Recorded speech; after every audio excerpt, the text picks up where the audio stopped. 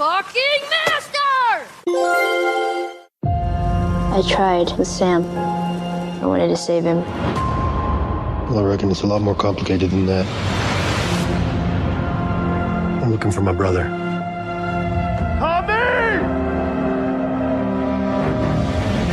Tommy, those things that you judge me for, I did those things to keep us alive. We did those things.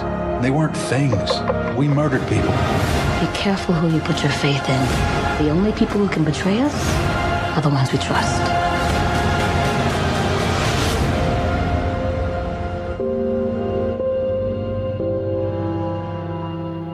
Hey, everybody. Welcome back to the Brickmasters Podcast, a spoiler-filled recap show for the hit HBO series The Last of Us, starring Pedro Pascal and Bella Ramsey. And with me today is my super special guest co-host. You know him from The Black Guy Who Tips and HBO's Game Theory with Bomani Jones. It's Rod Morrow. How the hell are you, Rod? Hey, bro. How you doing, man? I'm doing pretty good, man. Like we talked about a little before, I'm burning the candles at both ends, like we're known to do at these times in our lives. But I'm glad that you're here. I'm glad we're podcasting about a fine piece of media. So I'm ready to get into it, man. So it's great to have you on here. What have you thought about this series so far? We just finished episode 6. So how do you feel about it? Oh, man, it's such a masterful translation of the game and the areas you can expand on. You know, I think people forget the first Last of Us is like 10 years old or maybe 13 at this point. It's, so there's areas of expansion you can do to the narrative and to the characters that, I'm sure Neil Druckmann sitting with that for 13 years and finally getting a chance to translate this to live action on the screen. And I'm sure he's been just thinking of what could he have done differently in the game, what could he have done better. And seeing some of the choices they're making, using like a deaf actor, going back and telling the story of two lovers that we ended up reading low-key, reading about their relationship in the game and seeing the sad ending rather than the kind of tragic but also romantic ending from the movie. From the TV show. So I've been very impressed. Also, the main thing I've been impressed with is the restraint. Like, I think when you are making something where you put hundreds of hours into making a game and people play it and put 30, 40, 50 hours in it, it's hard to see pieces of it, I think, and not want to put it in the TV show. Right. But they have made choices that have made things expedient and fast moving so that when you end an episode of this show, you feel like you went through a chapter of the game. Right. And chapters of the game, if you play the way I play, can take you hours. But they are lining this shit up to where like a long episode would be like an hour and a half. But in general, you're in and out and they're hitting the notes and the paces and the things that matter. So I've just been so impressed with the pacing of the show. And of course the acting it's just been top. I have 5 out of 5. I have no complaints about this show. Yeah, I think one of the most impressive things to me, other than the acting, is the pacing. I'm just so impressed. I mean, every time I'm watching it, I'm taking my notes, furiously taking notes, but I don't think, like I was telling Veronica a couple weeks ago, I don't know that I've been enjoying the show, but I don't know if I'll enjoy it until it's all over, until I maybe go back through. But I really appreciate the pacing. I'm just like, oh, how are they? Because I'm watching last night's episode and I'm like, how are they going to get through? Oh, they did it. Yeah. And to their credit, nothing feels rushed to me.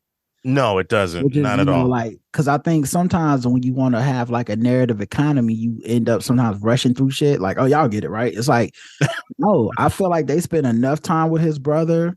I feel like, everything they said with Elliot's week, I feel like we spent enough time with Sam. Like, I feel like I didn't feel like anything, like if it left you longing, it was supposed to. Not, right. It wasn't I wanted more of this character and the show ripped us off. It's no, this character's arc ended, and you want more of them because it's sad that people die. Yeah. How did you feel about we've talked about this plenty of times, just talking about the game in general. How did you feel about the way Henry and Sam were portrayed? I know we talk about black characters, in the game, like making it to the end credits and all that, but like, how did you feel this was done? Yeah, it's interesting because I've never been a black characters need to live person. For me to enjoy something, I've always found that to be somewhat of a something that limits joy a lot of time, because if you tell a good story and it happens that the person dies, I don't really care what their race was. Right.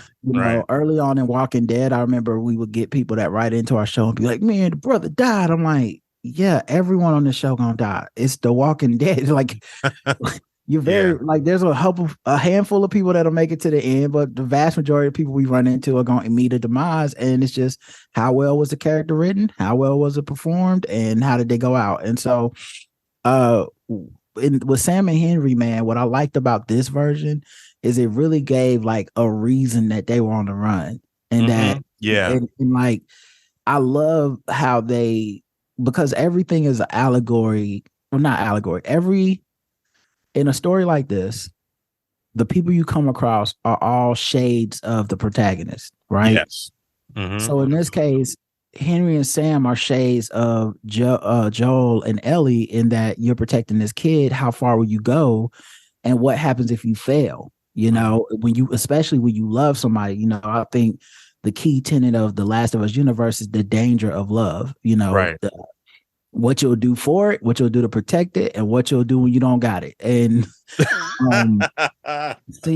seeing Joel see his ultimate like nightmare of like, this is what happened when you lose somebody you love, and say, just like, that shit was heartbreaking. But seeing them take Henry and go, yeah, but he's kind of a dick if you look at it from another perspective. Right. That's what was missing in the game with him.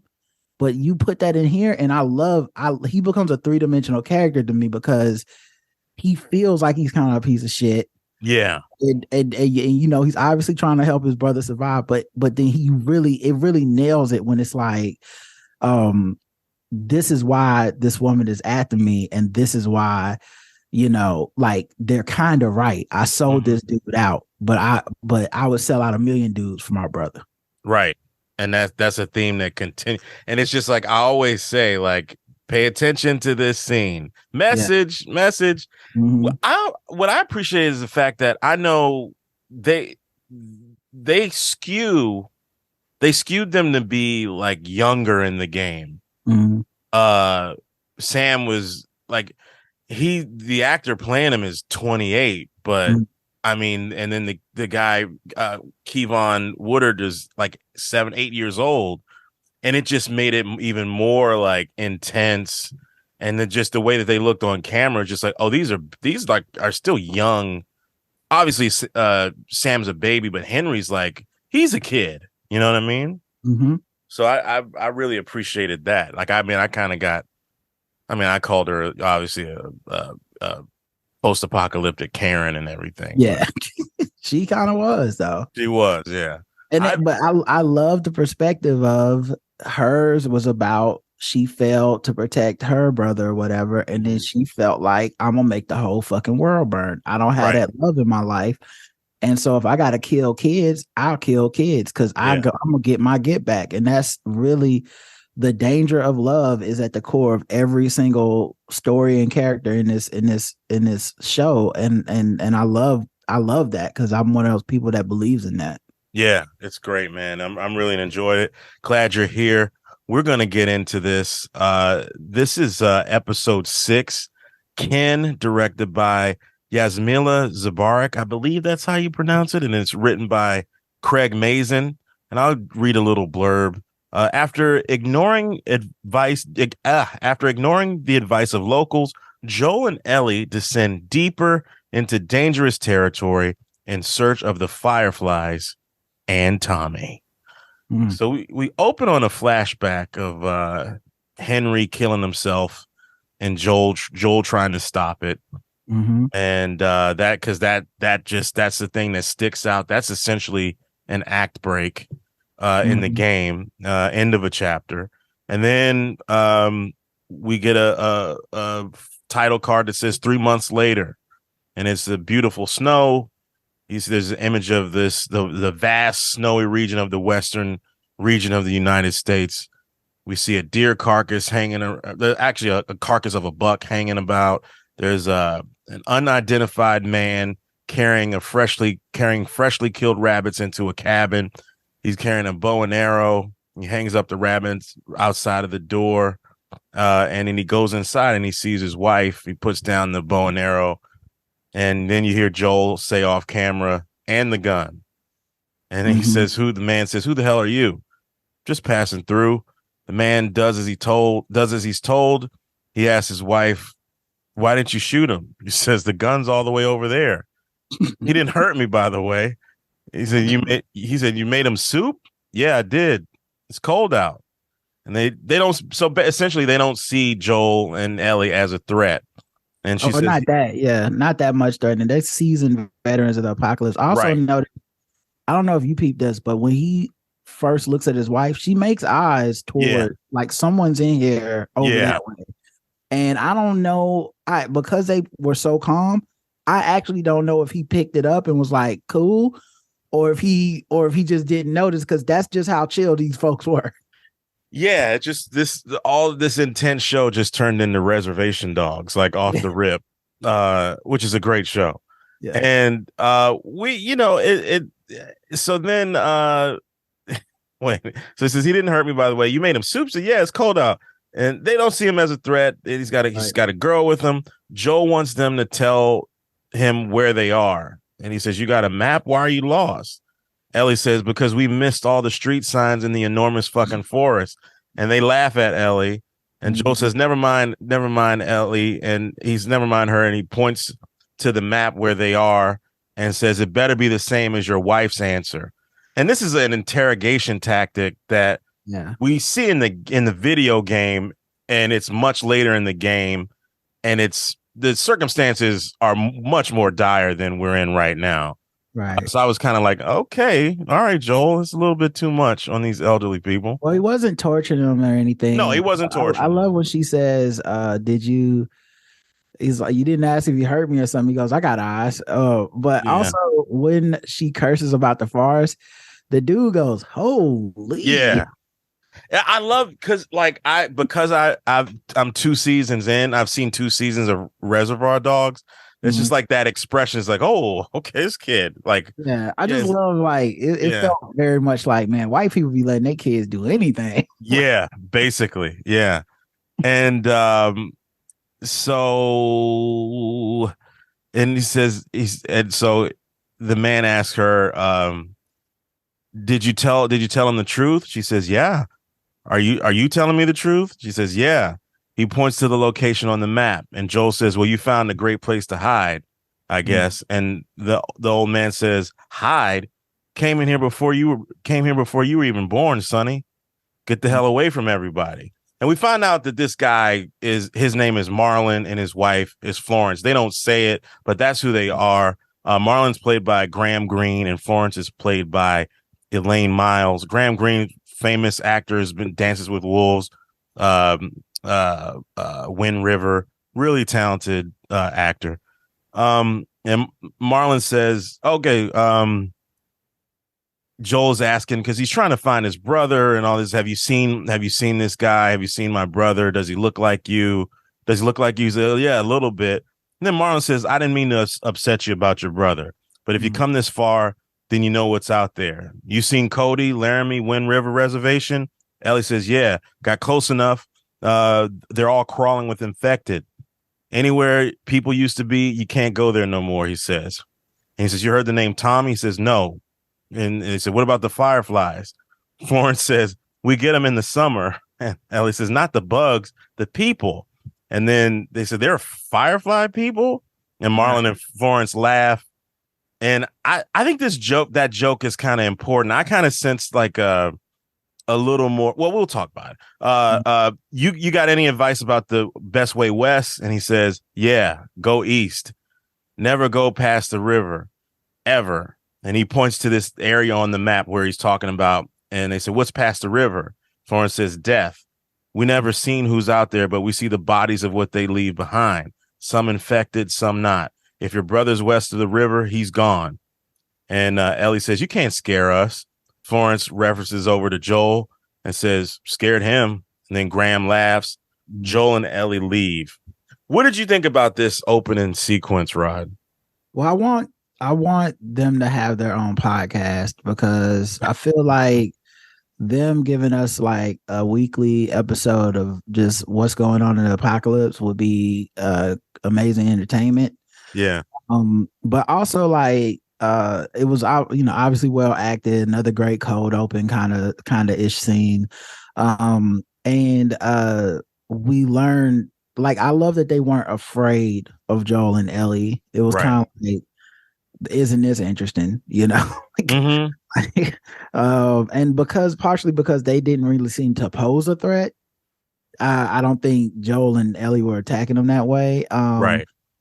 And we get to it later, so I won't ruin too much, but just, we're seeing more about Joel and his anxiety about what's coming up and anticipation of it. And, it was starting to kick. When she said scared him, it was like, oh, yeah, up until this point, I've been looking at Joel as this badass dude who's just going to go in there and kill whoever he's got to kill to get the mission accomplished. But it's like, he's got his doubts too. There's raiders or something on that other side that's killing motherfuckers and throwing them in the river. He's not sure he's up to the task. This is 20 or 30 years after his daughter died or something. Like this is an old man now. Right. Yeah, I thought something that kind of struck me, because I always bring race into things. Mm-hmm. The fact that Marlon and Florence are Native Americans, mm-hmm. and that like that's their land. Mm-hmm. And it's like the Fireflies like looking to them as hope. And it's like, oh, they're Firefly people? Mm-hmm. The fuck out of, like, looking to them for hope and for what we know in the game already, having played both games, it's kind of empty. Mm-hmm. I couldn't tell if they knew they were Fireflies and they were just fucking with Ellie to like basically on some like, man, they ain't shit. Or if they really were like make it like doing some, we really never heard of these people. I honestly couldn't tell the way the line was delivered. But it's also funny because if you lived in this world and someone legitimately said there's Firefly people, you really could be like, maybe it is. I don't know. Motherfuckers turned into mushroom people. Yeah, that's true. I just looked at it as they're like, what? No. Not, yeah, all right, whatever. Yeah, and it probably was that. I just could, like, they had a mirth about them that I was like, and this could be like them fucking with them a little bit. Like, there's Firefly people, with this little girl. But once again, I have no evidence one way or the other. Yeah, made him soup and everything. Mm-hmm. Like, that's so funny to me. She just, like, they don't show it, but just this idea of Joel holding her at gunpoint. And she's just like, you want some soup? It's cold. I'm about to have me some soup. Yeah, that's real. Yeah, it's hilarious. So Joel and Ellie leave, and Ellie says, "You seriously don't believe them? They lived here a long time." And Joel, I'm sorry, you seriously don't believe? Joel says they lived here a long time.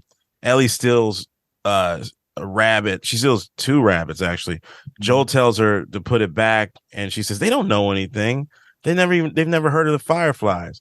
And then Joel is walking a little bit, walks up to the fence, puts his hand on the fence and rests a little bit. Starts having a anxiety attack, like a panic attack. And Ellie's like, Joel, are you dying? Because if you die, like, I'm fucked. Mm-hmm. And Joel's like, oh, it's just the cold. It's just cold got to me. And they you cut to them, Joel and Ellie. I'll tell you one thing that don't help an anxiety or a panic attack. Motherfucker asking a lot of funny questions. You about to die? What's going on? Right, yeah. Like I love how different Ellie is from his daughter, because while it was genuine concern, there's this like mocking of Joel that is constant and just like she is such a kid, you know, she Yeah. is such a like a quote unquote bad kid, and this nigga's having a full blown panic attack, and she's just out here like, if you die, I'm fucked. Like it was just, I'm like, well, that's not helping. That's probably why he's having a panic attack. Yeah, and you could tell from the we saw enough of Sarah to know that she looked after him too, as much as they both depended on each other, and she was in a lot of ways his caretaker. So definitely Ellie is kind of like a troll. Yeah.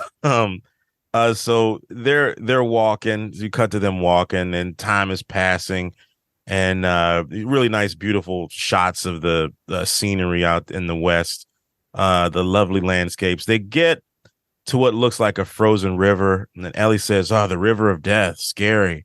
Joel says, "Don't start. It's too close to dark." Then there's some caves along the river. They'll set up camp there, and they'll cross it in the morning. Ellie says, "Good, I'm starving. I should have stole 2 rabbits." Oh, she did just steal 1. And then Joel says, "We can get our own rabbits." And Ellie says, "You're going to teach me how?" Joel says, "Just keep moving." And they keep moving. And then we cut to Joel at the campfire. He's fixing his boots with some tape, broke boy. Mm-hmm. Ellie is on a rock structure looking at the northern lights or the aurora borealis. Joel tells her, "Hey, come down there before you break your neck." She comes down by the campfire. Joel takes out a flask of an adult beverage, probably whiskey, takes a sip. Ellie asks for some. Joel says no. And Ellie says, "What? Just to warm up." Gives her some. She takes a sip and says, "Yep, still gross." So then Ellie says, "Let's say we find the fireflies and it all works out with my blood and everything. Then what? What will we do? What will you do, Joel?" And then he says it's never really been an option for him before, but he says he'd probably get some land, build a ranch with some sheep. He'd raise them because they're quiet and they do what they're told. It's a dig at Ellie, obviously. And he says, "Fine. Okay, fine. You and a bunch of sheep, romantic." Joel asks her the same question. She says maybe it's because she grew up in the QZ where everything was blocking her. Like she only had the option to look up. She wanted to be an astronaut. She'd be an astronaut. So she read books, all the books in the library about Neil Armstrong, Buzz Aldrin, and Jim Lovell. And she says, "You want to know who my favorite is?" Joel says, "Sally Ride." And she's like, "Yeah, Sally Ride." Sally Ride was the first American to be in outer space. And she was the youngest woman at 32 to have flown in space at the age of 32. Wait. She was the youngest American astronaut to have flown in space, having done so at age 32. Yeah. So then they say, she says, "It'll work, right? The vaccine." You know, she tells him that she rubbed some of her blood on Sam with his bite. So I know it was stupid, but I wanted to save him. And Joel says, "Well, I reckon it's more complicated than that." And he says, "Marlene, she's a lot of things, but she's not a fool. She's no fool. If she says they can do it, they can do it." And he says, Ellie says, "You want to take first watch or second?" Joel says, "I'll do both." And he says, "Get some sleep. Dream of sheep ranches on the moon." Then we cut to the morning and Joel's still asleep. He wakes up. Ellie's standing guard and tells him, like, "You mumble in your sleep still." And she says she woke up early. Joel was passed out, so she kept second watch. Joel said, "You can't do things like that." Ellie says, "I can, because I just did." Joel says, "I'm responsible for you. You know that?" And then Ellie says, "Then don't fall asleep." He said, "I did all the things you taught me to do because she's a natural." She said, "Because I'm a natural." And Joel takes it in for a bit, and he just motions for her to give him his rifle back. She does, and says, he says, "Wake me up next time." What did you think about this whole sequence? Did you think that somebody said once that Ellie had a hero complex? Do you think that she knew when you saw that scene in the motel in the last episode? Did you think that Ellie thought she could save Sam with her blood? I think she did. I mean, we forget she's still a kid, right? they've told her she's the chosen one, the savior that doesn't, get infected. They told her that they're going to use her, what's in her to make a cure for everybody else. So, she really has no reason to not believe that, and on a kid level that would help or work somehow. But, she knows when she got bit, she lived. And, yeah, so I think that was a reasonable thing for a kid to do, as far as that scene you just read, I think it made me think of what we see later in the episode, which is essentially Joel's biggest fear is that he's not up for the task. Right.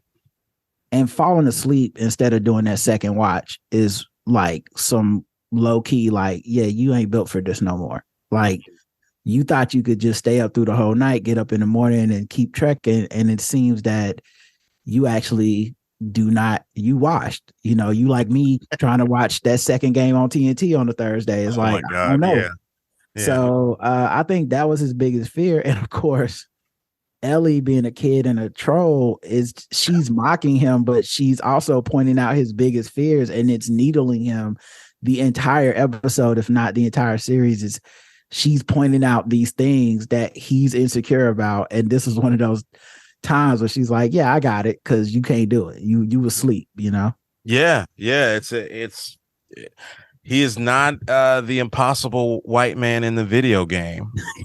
Although, like, cause Troy Baker even said on the podcast, on the official podcast, that, the camera's not on his face. So you just kind of see the back of him. He's doing all this stuff and, doing all the conventions of a video game, and you really don't really see what he's thinking or until he says what he says. And we'll get to this soon. So then we cut to Joel. Well, also, let me just throw in real quick. For a game to be fun, he has to kill like 100 people. Right. Because I'm playing it for 40 hours. I can't, 20 hours, whatever. I can't play this whole game and he kill 5 people. He got to kill like 40, 50, 60, 100 people just to keep me entertained. And of course, the live action show is not going to have that much in it, but they now have an opportunity, since a live action show doesn't require that, to show the humanity and what it takes out of you. Yes. Killing people, because basically by the end of The Last of Us, you're just a fucking psycho. You're playing 2 psychopaths that just murder motherfuckers at will, and will step up to the challenge of killing mad motherfuckers every time. So yeah, this feels more lived in and more realistic. Definitely, the medium is most certainly the message, and it's definitely palpable in the live action version when you do encounter infected or humans trying to attack you.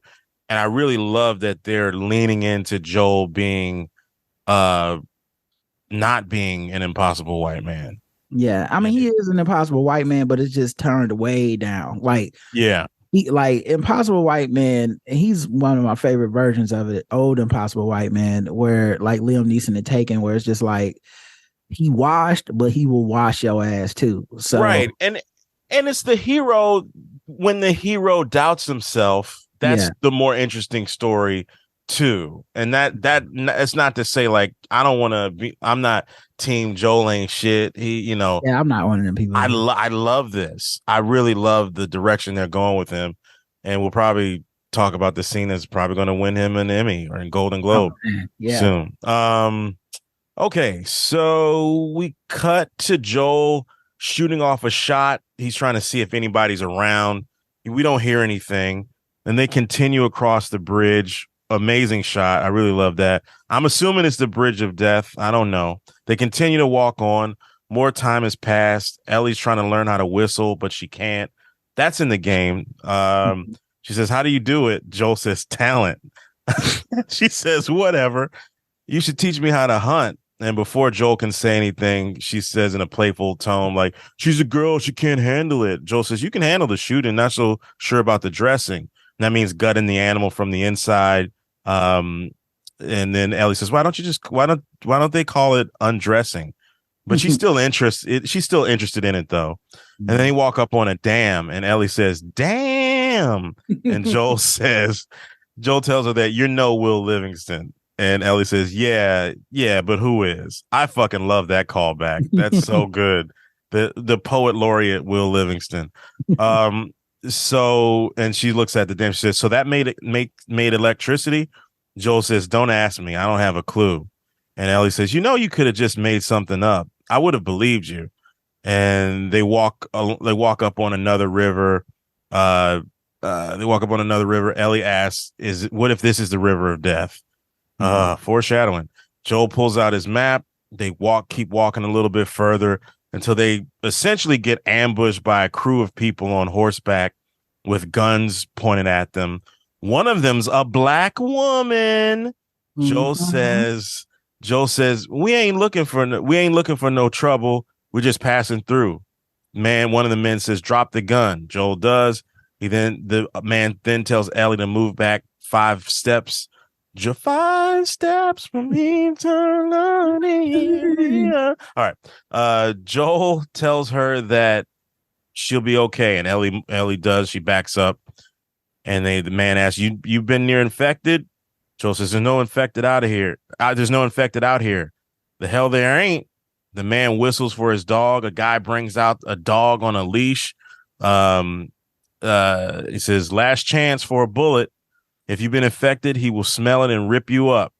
The dog's unleashed to smell Joel. There's nothing. Joel says, "Like I said, we'll just move on." The guy says, "Now her." And Joel is shook.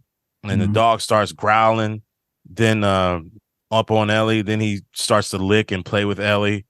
Guy says, "You brought yourself 10 more seconds. What are you doing out here?" And Joel says, "Just looking for my brother. Nothing more." The black woman on horseback comes closer and asks Joel, "What's your name?" He says, "Joel." And then we cut to horses running into a gated commune. And if you played The Last of Us Part 2, it's very familiar. It looks just like the game. Joel and Ellie are respectively on horseback. Joel sees Tommy working with someone, doing some construction work, and Joel yells out to him, and Tommy sees him. He runs to him, and they hug. Ellie looks a little bummed out and jealous because, she's not the most important thing in the world. This sequence, what did you think, Rod? What did you think about this sequence here? I mean, I was mostly excited that they got Rutina Wesley to be in it because I'm a big fan of hers. And I had suspected who she was playing as soon as she pulled up, so I was happy to confirm that later. Of course, I was intrigued that the dog couldn't sense the infection in Ellie. I don't know what that means exactly, or what her blood is, what her body's able to do to the infection. But I was with Joel in that I thought maybe she was about to get fucked up, and I expected him kind of to do something, like maybe try to make a distraction or something to scare the dog away or something, but he didn't. And I wasn't sure if that moment would come back or not, because I felt like he was panicking in that moment. And I'm glad that it came back up.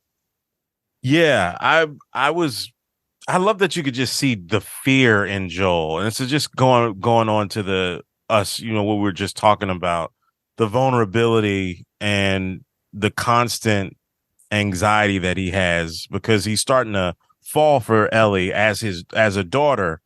And the more, I think we learned in episode 3, how when you don't have anything to live for, you're kind of carefree, but then when you do find love, you're trying to protect the thing that you love, and it causes you to fear things and to be in a constant state of worry in times like the fear of loss, and the inability to protect, and all that stuff is the things that I'm sure define him as a man in his mind are all coming back right now. And he's starting to question, do I even got that in me? We watched this dude get fucking zanned out episode 1, we watched this dude basically fade away from the world. He's beyond feeling, beyond connection and all this stuff. And so seeing him, realize that that part of him is awakening again, that he can still be scared, that he can still lose things. It's really good storytelling. Yeah. So we cut to the mess hall and we see that this is Maria. She's played by the great Rutina Wesley of True Blood and Queen Sugar. She says, Joel and Ellie are grubbing out. And Maria says, there's more food if you need it. And Joel thanks her and he says, it's been a long time since they had a proper meal. Ellie says she doesn't think she's ever had a proper meal. And she says, this is fucking amazing. Ellie catches a young girl staring at her from across the room. Everybody says this is probably Dina.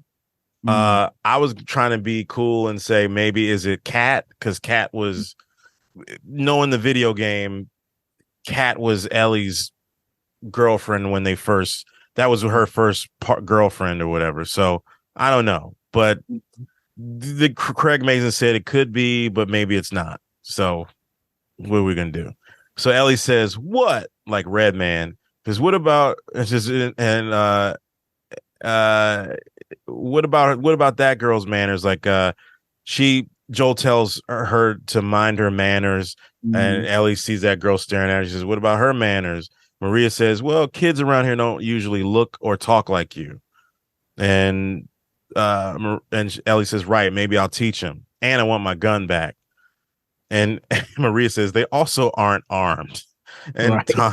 Tommy thinks they all got off on the wrong foot. And Ellie says, "Well, yeah, you're gonna have your guys kill us." Tommy says, "Well, we got to be careful. We got to be careful about who we let in this place. It's all bark because they don't really want to. They want to scare those who might try them." And they says, "Well, you had a couple of 90-year-olds shitting themselves out there." And they said, she says, "They said that you like to keep dead bodies out there." Maria says, "Those are for the ones who tried us." And Tommy says, "A bad reputation doesn't mean you're bad.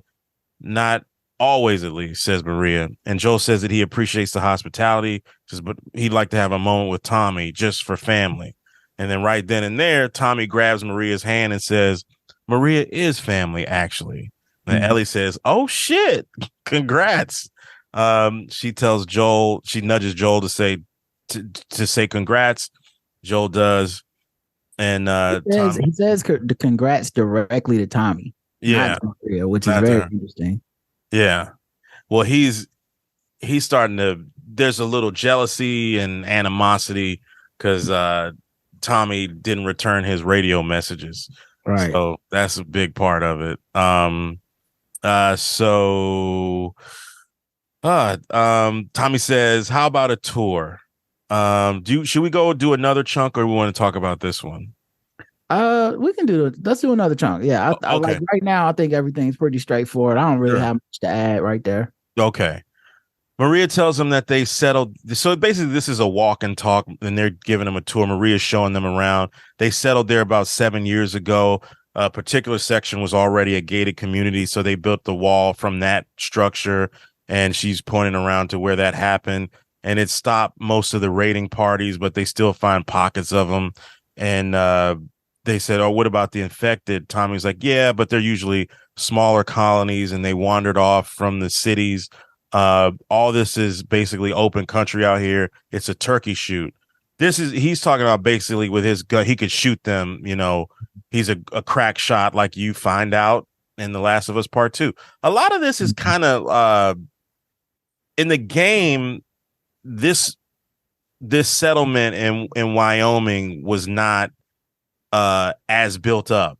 Yeah, they're like just starting out in Part 1, so that's an interesting diversion. But they had time to do all this. Also, they are the people that make it a river of death, right? Like they're killing these raiding parties. They're killing these clickers and shit and throwing them in the river.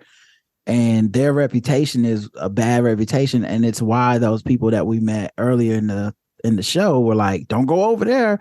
And they're basically saying like, "Yeah, we got a bad reputation because we want it that way, but we're actually a very peaceful commune right now." That's a great point. Yeah, I didn't even think about that. Yep. And he says, I just said that's an allusion to part 2. Tommy teaches Ellie how to use a rifle. And he says to Joel, I still got my 700, but I found a variable power scope sub MOA. Can headshot those fuckers from a half mile out. Ellie says, can you teach me? Joel says, no, he can't. How do you keep this? How do you keep this place quiet? And Maria says, carefully. Being in the middle of nowhere helps. Not advertising what we have. Staying off the radio. Joel and Tommy look at each other, and Joel's like, that's why we ain't been talking. Yep. And they have a multi-faith church. They got a school. They got laundry. The old bank works as a jail, and they don't really use it for that though. And they got power working a couple of years ago. After that, they got sewage, plumbing, water heaters, lights. And Ellie says this place actually fucking works. Then we cut to a herd of sheep. Ellie says, ask Maria, so are you like in charge? Maria says, no one person's in charge, but she's really the leader. I'm on the council, democratically elected, serving 300 people, including children. Everyone pitches in.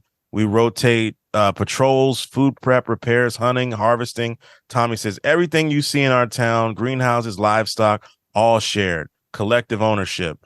Joe says, so, communism. Tommy says, nah, it ain't like that. And Maria says, it is like that. Literally, this is a commune. We're communists. Tommy's like, damn.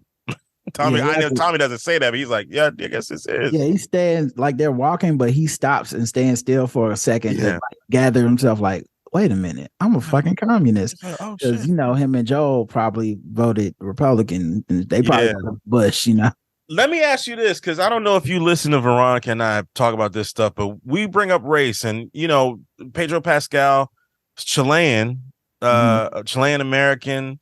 Mr. Luna is from Austin, Mexican dude. Like, how do they play for you? Like, do they play as like white? Yeah. They play as white for you. Yeah, and I think it's a purposeful choice. It doesn't, I don't think they're trying to make a huge commentary on race with the show. I don't think they are either, but he plays as white because I think in the game Joel is just white, and of course you can be a white passing Latino. That's not impossible, but it's the fact that they've never had a moment of like speaking Spanish or something, even between him and his daughter. Well, oh wait, they did? I'm sorry, I may have missed. Well, Tommy says adios. Yeah, it didn't feel like. I texted Veronica that last night when I saw it. She laughed, but I was just because I'm just trying to.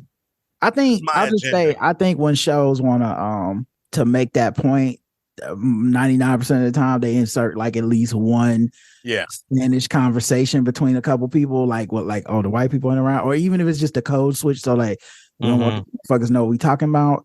And maybe that'll come up, but it just feels like the way they've written both characters and the way it is in the game, they're not leaning into that.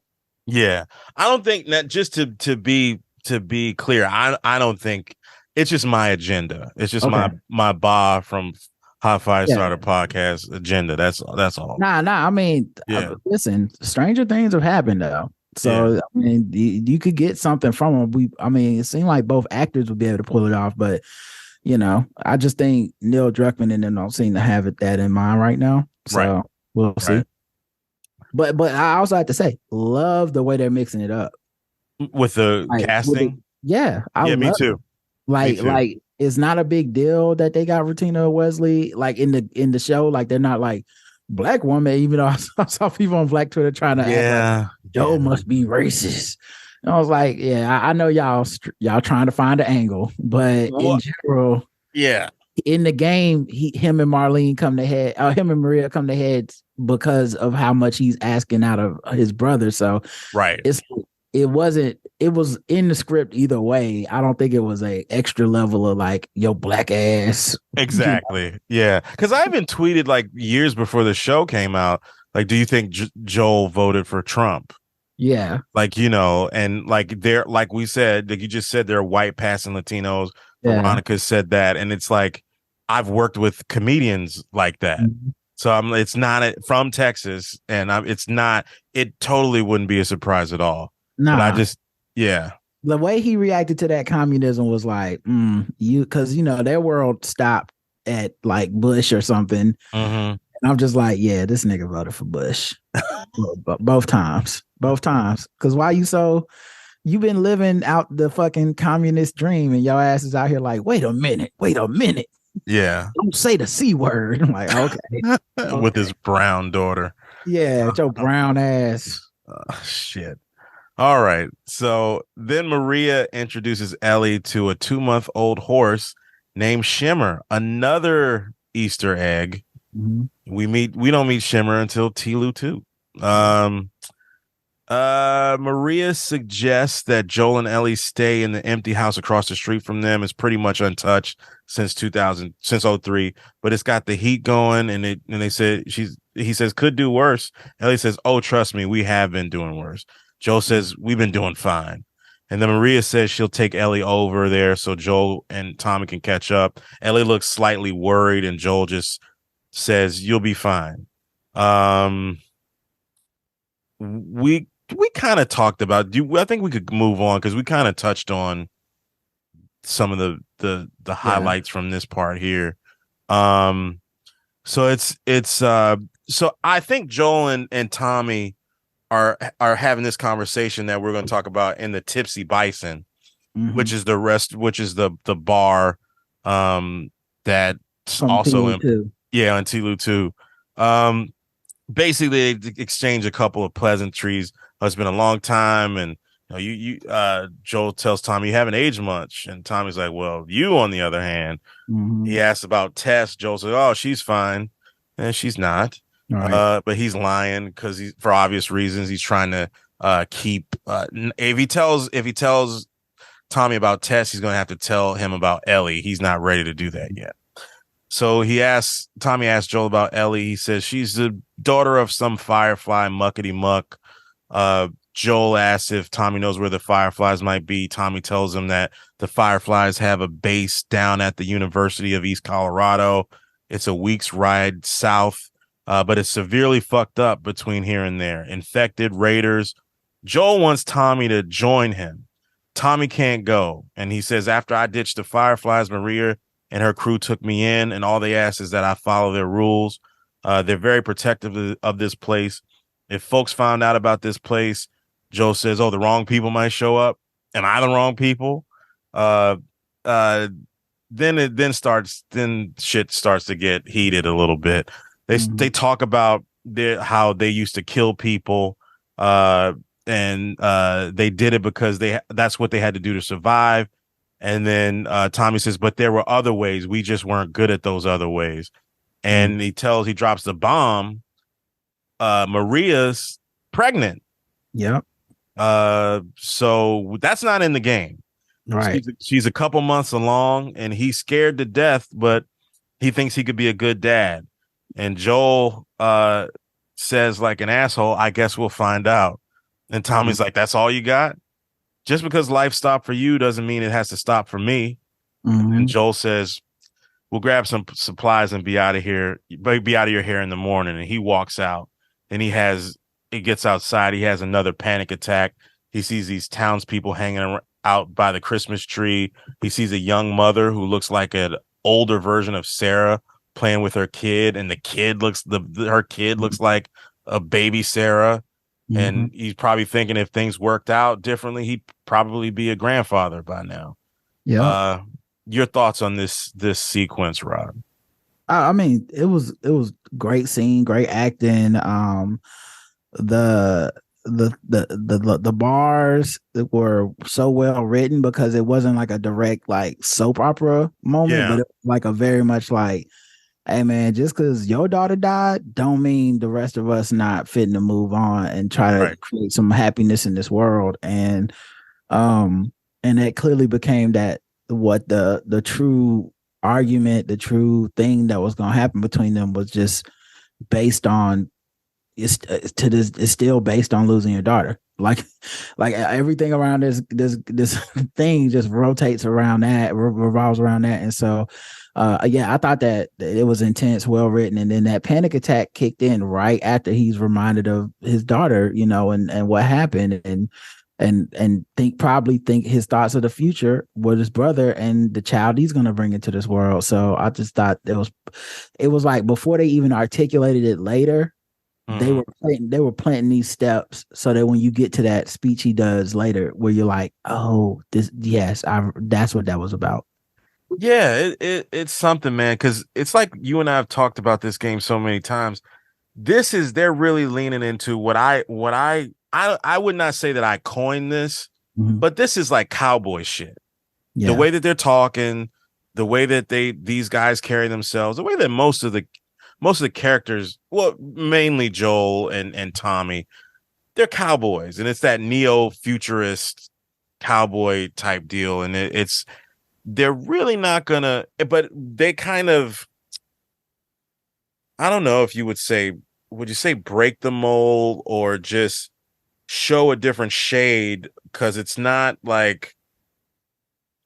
some Brokeback Mountain shit where there's like this you really don't get anything revealed. They're really expressing themselves in some of these moments, and when guys like this talk at length, it means something. Like, it really means something. And I think that's the entire point of the archetype of the cowboy. Like, if you look at almost all the cowboys in all the movies and TV shows, it's always the machismo, the silence, the blah, blah, blah. And then with all these actors, they all get that moment of like, this is the guy. He's so rough and tumble. He never expresses himself. But that's what acting is, right? You take this character and you lay him bare for just that one moment, and it's what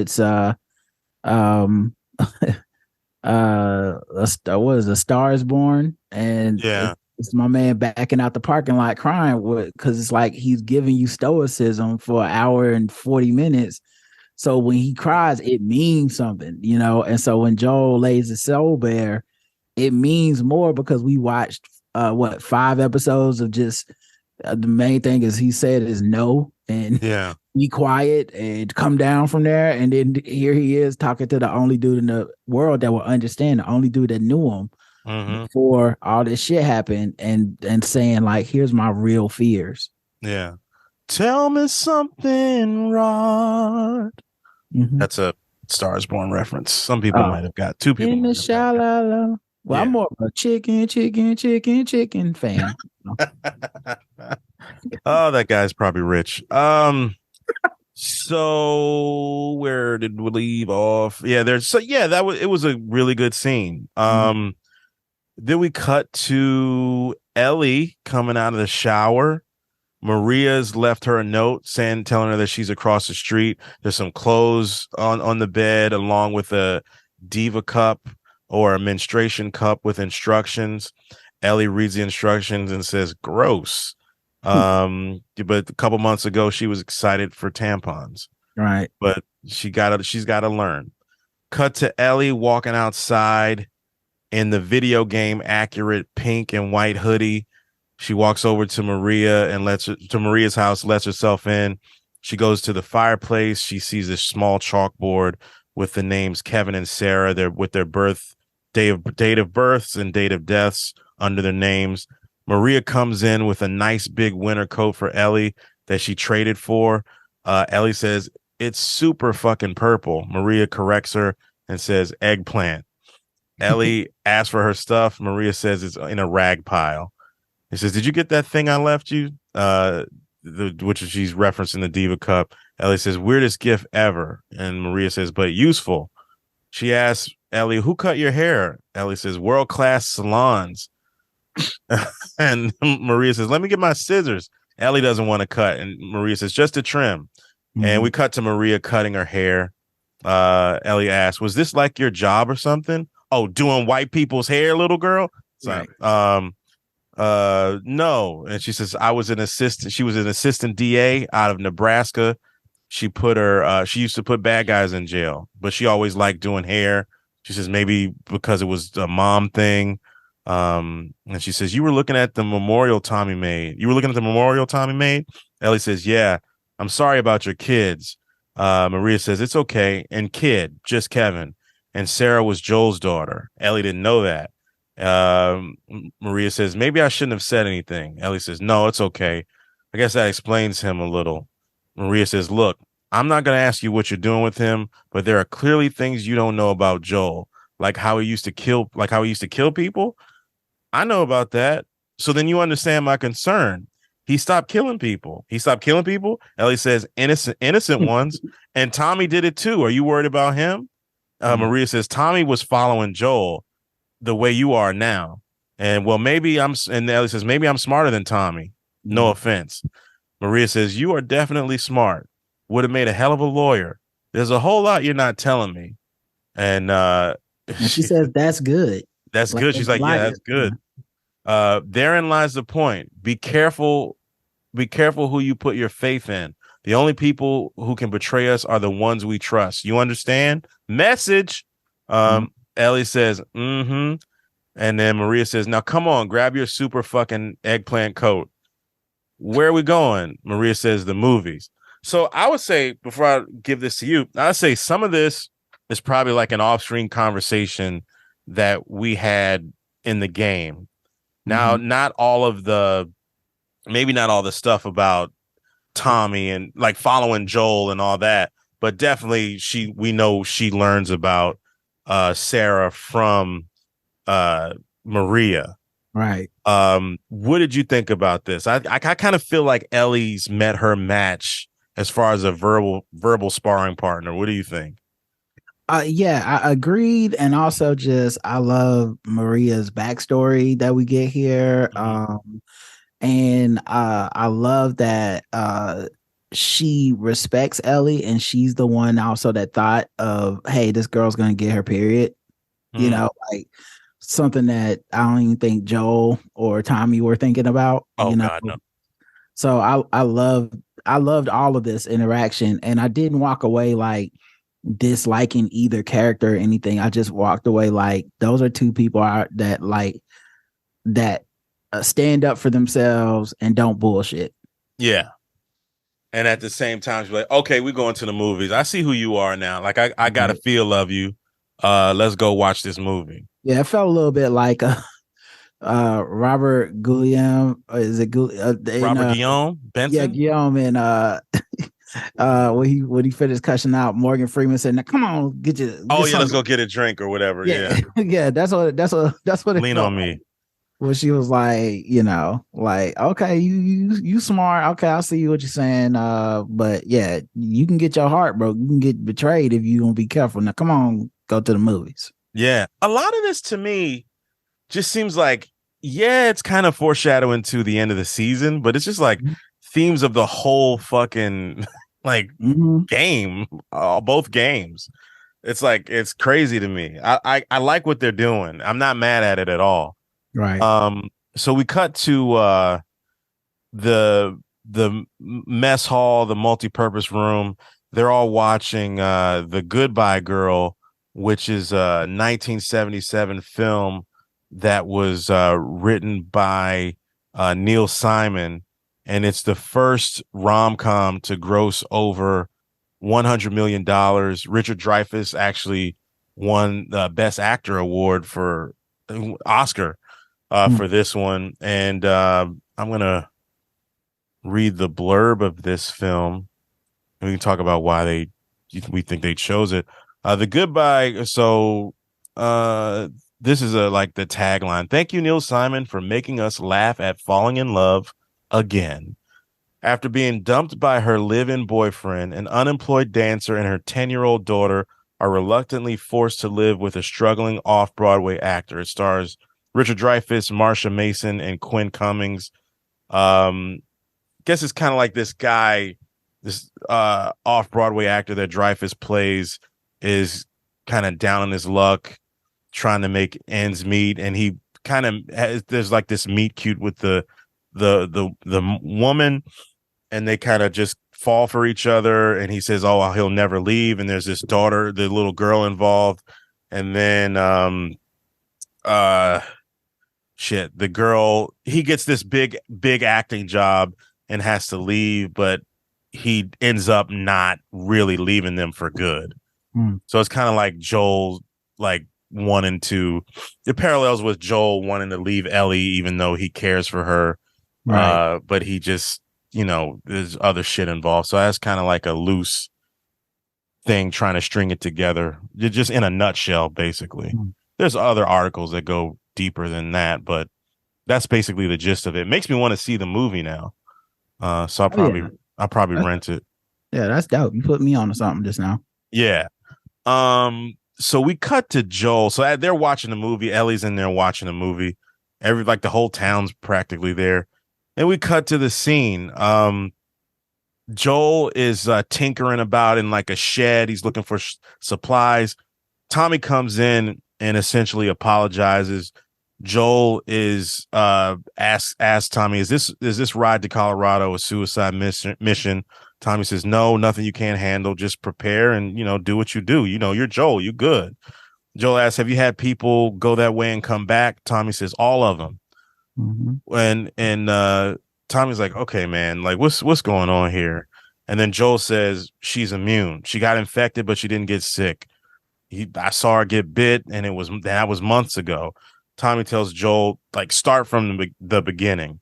Joel tells him that Marlene hired him and Tess to smuggle her for some fireflies, and it went bad.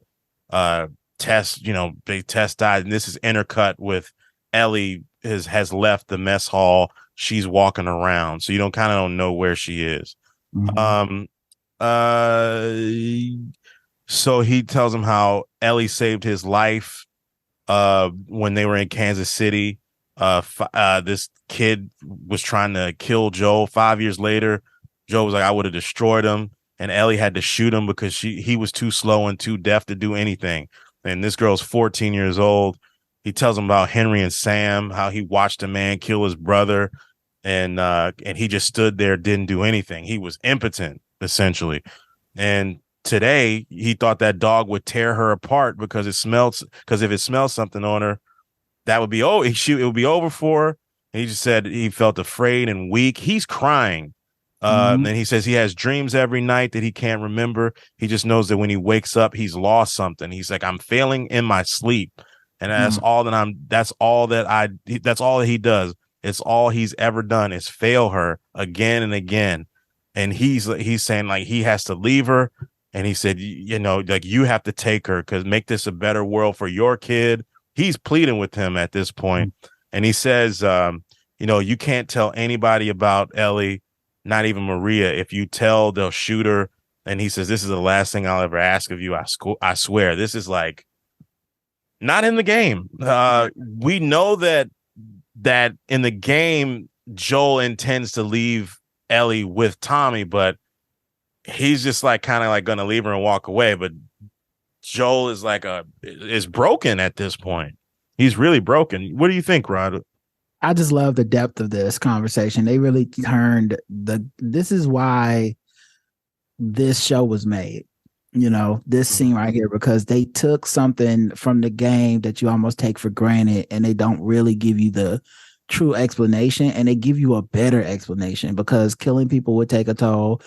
The red in his ledger that he's trying to make up with this good deed, that he's not even sure he can live up to doing this good deed, and then the way that they were able to contextualize the previous events from other episodes and reframe them in like when he was stoic and you were probably thinking like he was on some like people die every day type shit. He was actually over there fucking panicking like, bro, this world is too crazy and this girl is too important. I can't fuck this up and I don't know that I have it. And then this is when I realized that Ellie's constant mocking of him has been essentially his internal voice given life, right? It's him falling asleep when he didn't want to fall asleep. It's, him not knowing shit, when she's asking these questions. It's a bunch of shit that he doesn't want to confront. And then, of course, this is after we've seen him see what we believe gave him obviously memories of his daughter that passed and what the life he could have had, and his brother's about to have that life. He's bringing a child into this world. Like all of that shit came crashing down, and Pedro Pascal just fucking nailed this scene in a way that you just even the video game didn't have anything like a scene like this with Joel, and I was just, like I just was I was speechless after the scene. Yeah, it was amazing. Like I've fallen in love with Pedro Pascal because I even started watching Narcos, and I know I like to troll people by saying, "You guys never told me about Narcos. You never said anything about it." I say it on social media or whatever. But I think people are up on my game now. But yeah, he's terrific. I thought he was really charming on SNL. He's great. I think this is his Emmy nomination, Golden Globe scene here. Like I think it's really because it was so unexpected. Like I mean, they've been telling us the whole series, but like I still wasn't expecting this level of a breakdown.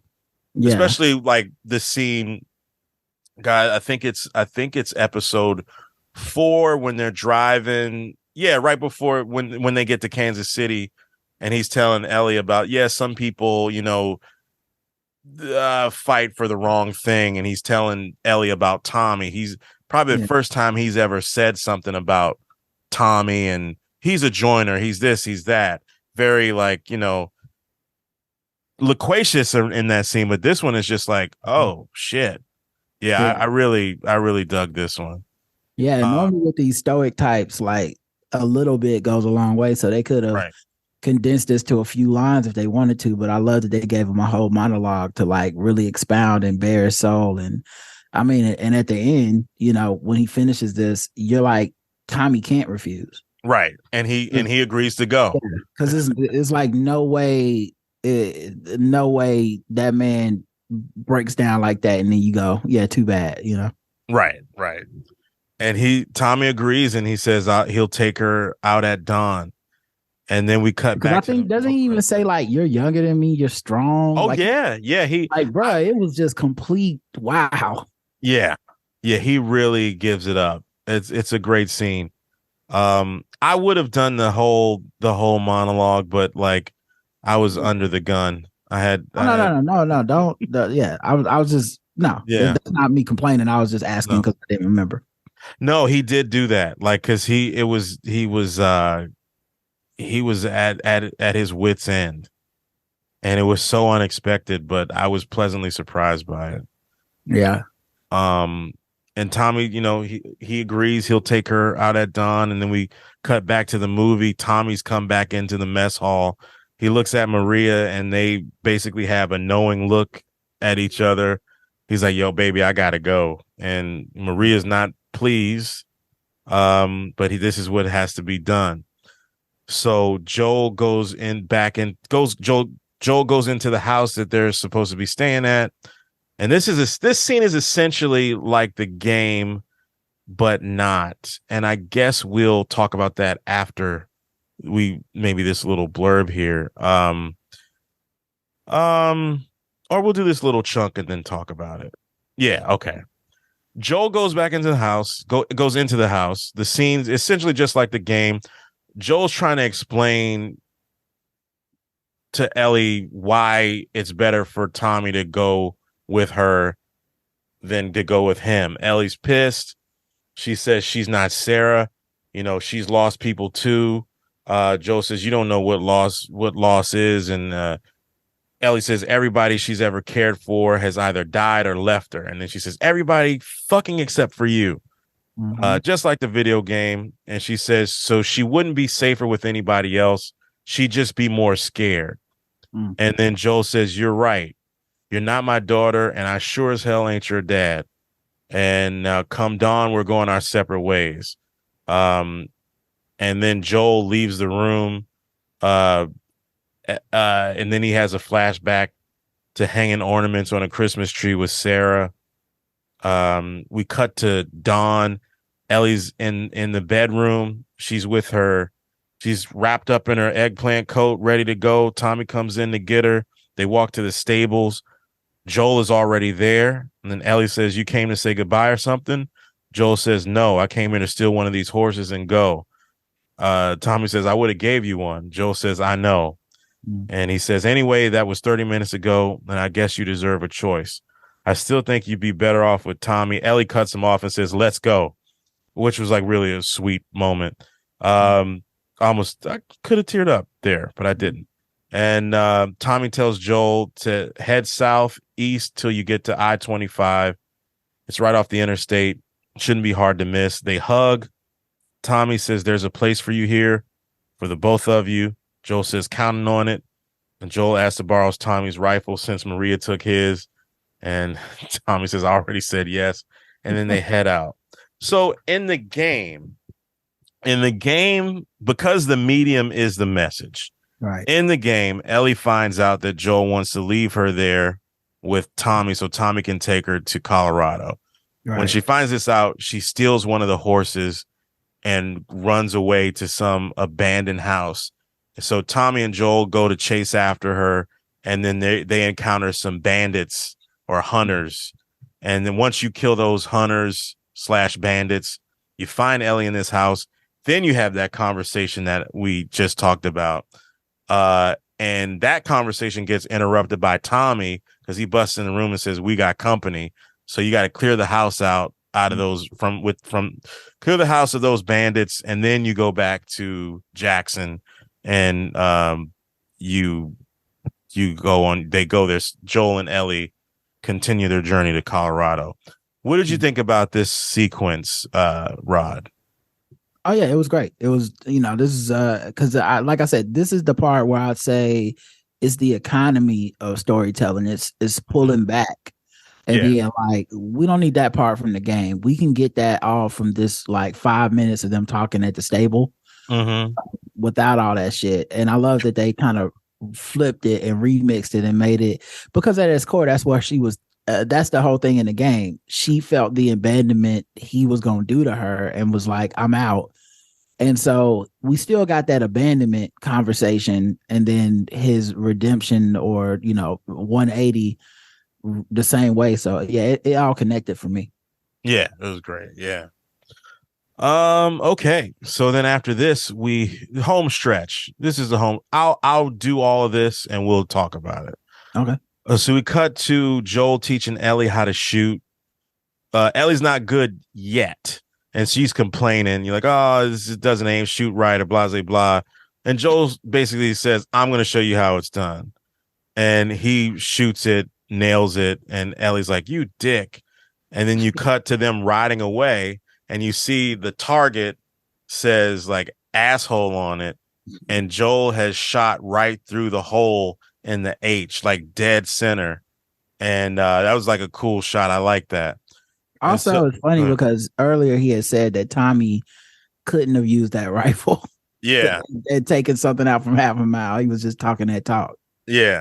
And he's like, that was a good ass rifle. It's like kind of like those things, like when you're like Mason and Druckmann were talking about, like how when you're a kid, you're impressed by your parents, especially like your dad. If you're a male, you're like your dad does something cool, you're like, wow, that's cool. And then Joel enjoyed doing that. Joel enjoyed doing a cool thing and impressing Ellie. So that was like a neat, like I remember like watching my dad hit at the batting cages, like showing me how to hit, which I never was good at. That's why I'm podcasting and an actor. So but it was cool to watch that. So I like that. So then we get to them, like more scenes, exposition, like really great shots of them riding on the horse, heading to Colorado. They're talking. They're talking about like Ellie asked Joel what was the way things were in Jackson. Was that like how it was everywhere? And Joel says, no, that the country's too big for that. But he basically says there's two main ways of looking at things. Some people wanted to own things. Some people wanted to own everything. And some people didn't want to own anything at all. And then she says, which one were you? Joel says, neither. I just did my job. Ellie says, which was building? And he says, yeah, we were called contractors. Ellie says, that's pretty cool. Joel says, yeah, we were cool. Everybody loved contractors. and then Ellie says, cool. And then she like had a nice, sweet moment. She rests her head on his back and really sweet father-daughter moment. We cut to Joel teaching her about football as they get to the exit to the college. That's in the game. Most of the dialogue in this section is just like the game. Joel brings up what he'd do if he could do anything. He brings it up himself, and he's done this a couple of times, especially right before we meet Henry and Sam. I guess that's episode 4, and he brings up Ellie's conversation, so it's kind of like showing that he cares. Anyway, he says if he could do anything, he'd be a singer. He wanted to be one when he was a kid, and Ellie tells him to sing for her later.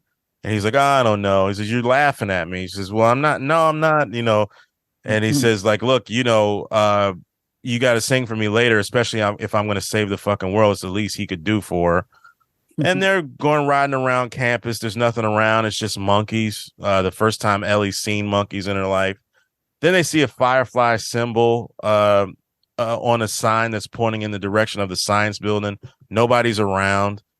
They dismount the horse, tie him up, and Ellie gets her gun out, and they go into the building. Nobody's around yet. Ellie says there were definitely doctors here. She sees like medical equipment, medical supplies. Joel finds what he calls a packing list, something you write before leaving a place. They hear a noise upstairs. They go upstairs and they open the door, find a couple more stray monkeys. Joel says at least there weren't any clickers. Ellie says maybe in all that research they turn into fucking monkeys. Then they find a map that shows that the Fireflies went to St. Mary's Hospital in Salt Lake City, Utah, home of the All-Star game. They hear voices outside, and then Joel peeks out of the window, sees about 4 hunters surveying the area, and they head out the back door. And they run to the horse. Joel is putting his rifle away. When Ellie screams at him to turn around, and Joel turns around, he dodges a bandit trying to attack him with a baseball bat. Joel grabs him from behind, strangles him, snaps his neck, just like the video game. Ellie has her gun out, trained on the guy, and she looks at Joel stunned. Joel looks down and sees a shard of the broken bat in his stomach, and Joel pulls it out. Ellie tells him to get on the horse. He does. There's the other 3 bandits, hunters, start chasing after them. They go. Ellie pulls out, has her gun out. She shoots at them. They get away because nobody's following them. So they're safe. And Joel falls off the horse. Ellie tells Joel to open his eyes. She says, I can't do this without you. I don't know where the fuck I'm going, what the fuck I'm going to do. Joel, please. She's like struggling. The only needle drop other than hearing the score of the game and obviously the show too. We hear this needle drop of Never Let Me Down, which is a cover of Depeche Mode song that's sung by Jessica Mason, Craig Mason's daughter, Nepo baby. And it's one of those like somber covers of a what is normally a dance jam. And this song was written in the 80s, so we know from the radio code 80s means trouble. So we're in trouble. Rod, your thoughts? Man, what a fucking ending. What a cliffhanger. I love the change of taking Joel's impaling, because in the game he falls on that metal pipe. Yeah. I love that change to just him getting impaled with the broken part of the bat and them escaping. And it was interesting because this was a part of the game that I didn't know how they would translate to what we were about to see. You know what I'm saying? Because you spend a bit of time exploring that building, and you do, and you go through all that shit with the monkeys and all that, and I was like, how are they going? Like, I was looking at my clock, like they don't got time for this. Yeah, and they were able to pull it off, man, and it was seamless. And that's what I love about the storytelling, is they picked their spot, and it still hit all the same emotional notes. It still hit everything it needed to do for the plot. And you can tell when we hop off next week is gonna be, some stuff from the DLC and stuff, and it's like, God, this is the perfect place to put that while he's in that coma or sleep or whatever, while he's healing. It's just very, very well done. Yeah, I was really impressed by this. Like, I love the way, like, because you're talking about the economy of the way that they're doing this throughout the whole series, and in particular, this sequence. Mm-hmm. I love the fact that it was kind of unceremonious. Yeah. In the game, it was just like an event. It was like he gets impaled by this rebar. Yeah. Ellie's like dragging him. You're in the game, you're like in Joel's POV where things are blurry. And then you see Ellie become John Wick in the video game, which is an awesome moment. Yeah. And it's like, wow, like that's in the game is after you taken out like 10 people or some shit. So like here he gave that first dude a fade, but that dude also is the dude who impaled him, and it's hitting on his worst fear, that he can't protect Ellie, that he is too washed to do this. And so I think the solve for that fear is going to come in the rest of the season, which is nigga, Ellie is the new you. Like you looking at the solution is teaching this girl how to fend for herself is actually going to teach her how to help you. Yeah. And so I love that. Yeah, dude. Like this is, and not to mention, like in the game, to me, one of the hardest sequences in the game is you going into one of these dorms and there's all these infected and you fight a bloater. There's a bunch of clickers there too.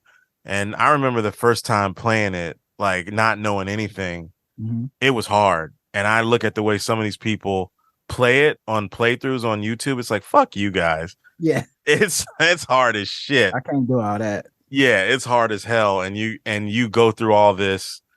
And yeah, this is great. Like it was just such a great ending. I am super excited for Left Behind because I think playing it in the high fidelity a few months ago was just like, it just made the story even more real. I connected with it even more. It's so good, dude. Yeah. I'm really excited. I'm really excited to see Storm Reed. I'm really excited to see Ellie's backstory. I think maybe we'll get Ashley Johnson in this as Ellie's mother. I don't know how far they'll go. I think maybe we get to another character, David. I think we'll get to him. So I'm really I'm really impressed to see, because they still have 3 episodes left, but with the way they're pacing it, I do not put it beyond them to take it all the way to the end of the first game. Oh, they will. Okay. By the time it's over, they will. Okay. I think you're right about like, because what happens when Joel when he gets right. Yeah. It just goes to my other, it's not even an agenda, but my thoughts that about this game. And I think what I anticipate, and because you're more of a surveyor of the internet than I am, what I think is going to happen, where people are going to try to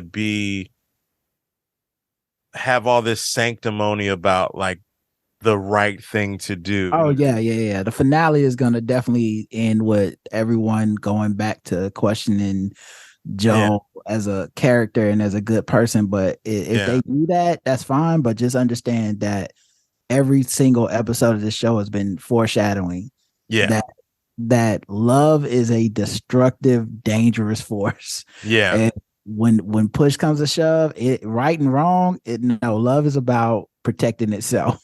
Yeah, and I guess I'll hit on it more like once the season's over, but it's just like I don't get the argument. I don't get it, because like when I played it, I was like, of course this thing happens. It reminds me. I'll say this, and I'm sure we can wrap up, but it reminds me of, I was on 4 Hour Nerds, and they were talking about recapping What If from Disney. Okay, yeah, Marvel's What If.